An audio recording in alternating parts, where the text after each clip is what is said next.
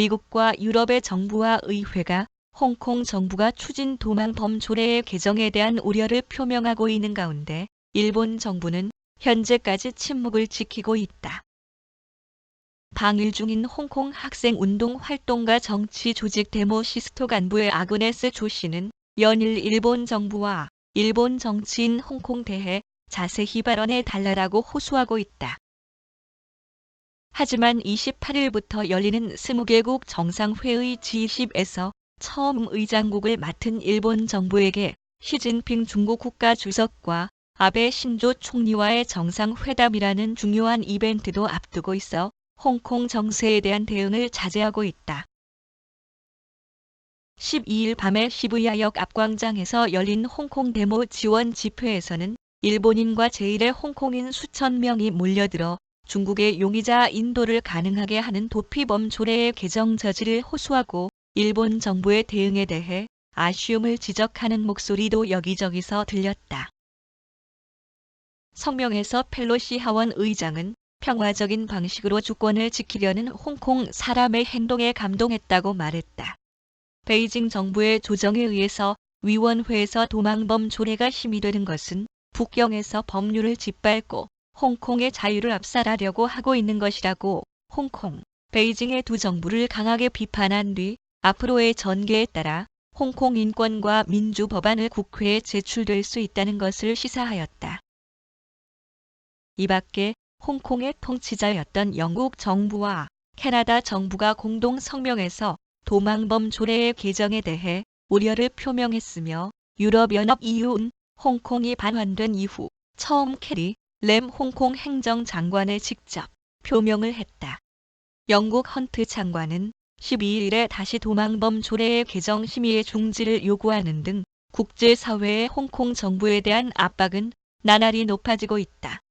원래 서양 사회는 인권에 민감한데 최근 홍콩에서 일어나고 있는 활동가와 정치인에 대한 체포 구금 의원 자격 취소 등의 움직임에 대한 우려가 깊어지고 있었다. 그리고 이번 도망범 조례의 개정에 대해 각국이 신속하게 행동하는 것은 수배자 등을 중국에 넘겨줄 수 있게 된다는 우려에서이다. 개정안에 의해 홍콩에서 사법의 독립을 위태롭게 되면 많은 주재 직원을 두고 있는 홍콩의 무역금융의 중개센터로의 역할을 재검토할 필요가 생겨 대중 비즈니스의 이해관계에 매우 심각한 영향을 미칠 수 있는 것도 관계가 있는 것이다. 이에 대해 일본 정부의 조용한 대응은 홍콩 측에서 보면 아쉬운 면이다. 아그네스 조 씨는 일본에서의 기자회견이나 강연에서 일본 정부, 일본의 정치가는 홍콩 문제에 더 관심을 가졌으면 일본 국민의 안전을 지키기 위해서라도 도망범 조례에 대해 의견을 말하는 편이 좋은 것이 아닐까요? 라고 말했다. 고노 외무장관은 5일 중의원 외무위원회에서 홍콩 문제를 추궁했을 때 홍콩 일국양 체제라는 것은 사법의 높은 독립성을 유지하고 있다라며 큰 소리로 외치면 된다는 것은 아니다라고 말했다. 그러나 실제로는 홍콩 일국양 체제 붕괴에 접어들고 있다는 게 세계의 객관적인 평가일 것이다. 고노 외무장관은 13일 자신의 트위터에 홍콩 친구로 최근의 정세를 매우 걱정하고 있습니다. 특히 많은 부상자가 나와 있는 것에 마음 아파하고 있습니다. 평화로운 화합을 통해 사태가 조기에 수습된 홍콩의 자유와 민주가 유지되는 것을 기대합니다라고 말했지만 개인의 반응에 그치고 있다. 실제로 G20 정상회의를 앞두고 홍콩 문제에 초점이 맞아 의장국을 맡고 있는 일본에 있어서 어려운 키잡이를 강요당하는 데다 국가주석으로서는 처음으로 일본을 방문하는 시진핑 국가주석과 아베 신조 총리의 정상회담에도 영향을 줄 수도 있다.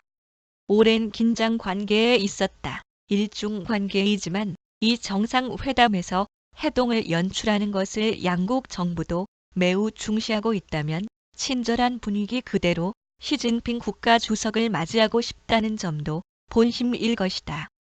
홍콩 정부도 중국 정부도 이번 시위에서 외세의 참여에 대해 경각심을 높이고 있다.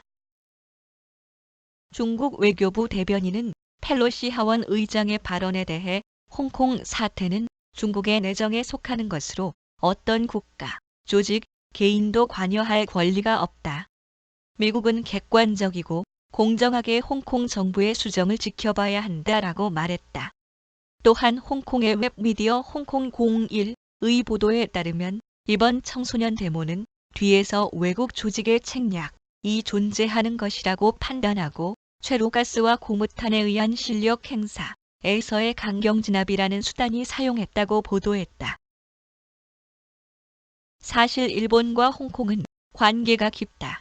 경제적인 이해관계도 크다. 통계에 따르면 2018년 홍콩 진출 일본계 기업 수는 1,393개에 달하며 중국을 제외하면 1,351개, 미국을 제치고 국가별에서 3년 연속 1위를 차지했다. 일본 기업은 홍콩 반환 전부터 대중 비즈니스에서 홍콩 경유의 방법을 취하고 있으며 그 전통은 지금도 변함이 없다. 뿐만 아니라 진출 기업은 오히려 증가하고 있는 추세이다. 일본의 농산물 수출 대상과 홍콩은 2018년까지 14년 연속 1위를 자랑하고 있다.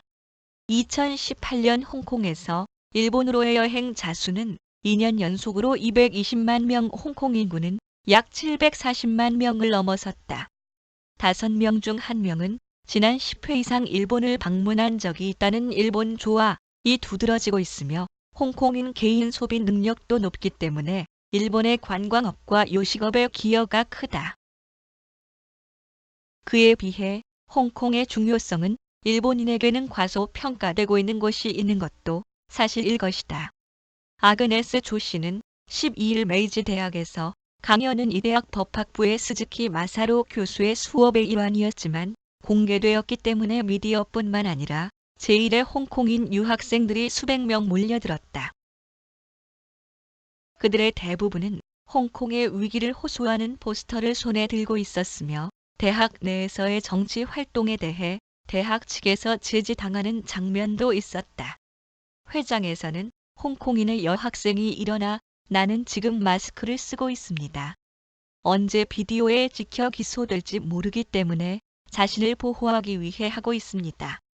홍콩은 이런 상황에 있음을 일본의 여러분도 꼭 정보 확산 주세요라고 호소 회장으로부터 큰 박수가 터져 나왔다.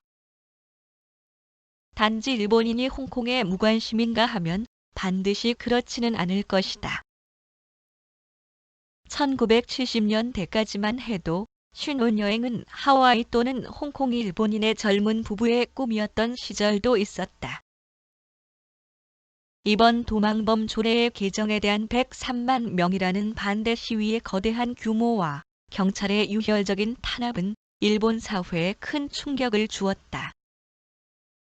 G20 속에서 홍콩 정세를 일본 정부가 어떻게 언급하게 될지 주목된다.